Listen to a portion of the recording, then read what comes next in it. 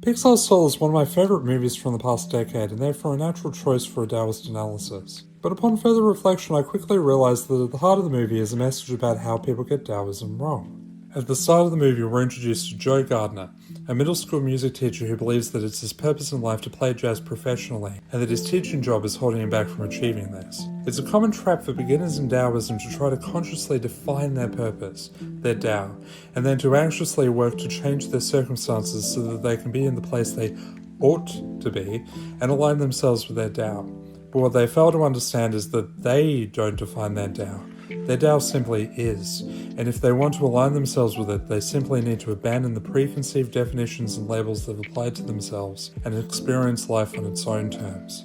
They need to go with the flow, and the flow state in this world is represented by the zone, a place between the physical and spiritual realms that souls get transported to when they are so mindfully engaged in what they are doing that the distinctions of time and space fade away, and all that's left is the here and now. But Moonwind, the mystic who helps guide Joe through the zone, warns him that if the joy of being in the zone turns into an obsession with the activity that brought them there, that soul will become disconnected from life and transform into a lost soul. When you find something or someone who brings contentment and flow to your life, a major temptation that can often arise is to become dependent on them as your source of joy. And through this clinging, losing sight of everything else that makes life worth living, and ironically becoming miserable in the process.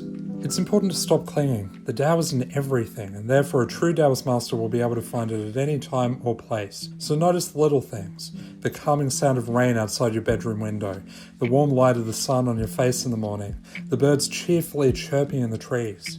All of these are precious moments that make life worth living.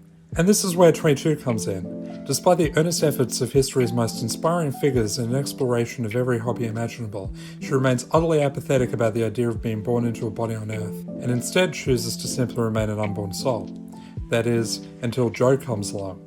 After acing an audition with his idol, Dorothea Williams, Joe is excited to finally be performing jazz professionally and leaving his old teaching job behind, but tragedy strikes when he accidentally falls into an open manhole and prematurely dies. Following his untimely death, his soul ends up in the great beyond, a long conveyor belt that brings the souls of the deceased into the light to face their final destiny. But Joe, feeling as if he has permanently missed out on his life's purpose, quickly runs the other way and ends up in the great before, a place where the souls of the unborn look for the spark they need to earn the earth pass which grants them permission to be born into a body. After meeting 22 there, he convinces her to help him get back into his now lifeless body. But after Moonwind opens the portal to Earth for him, both Joe and 22 fall in, and not only does Joe's soul end up in the body of the hospital's therapy cat, but 22 ends up in Joe's body. However, despite initially being horrified by her fate, she ends up enjoying Joe's life more than Joe did because she is, as Taoist terminology puts it, an uncarved block. Because she lacks any preconceptions about what life ought to be, she's able to appreciate what it actually is.